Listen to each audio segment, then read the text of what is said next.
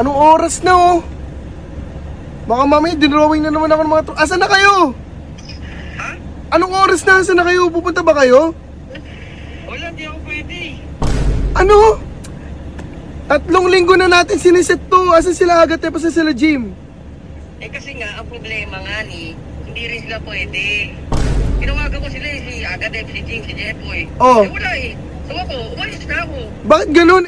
Nag-book na ako ng place doon para mag-bonding tayo. Hindi kayo pwede? Hindi nga pwede nga ni. Sayang. Naka-artista ban pa naman ako. At tinan mo, may TV, ang laki ng space, may wifi, chill ka lang, pwede ka pa mag-KTV dito. Tapos meron ka pa lalagyanan, may ilaw pa, at saka ang daming upuan. Ano? Ang tagal mo naman. Tara na kayo.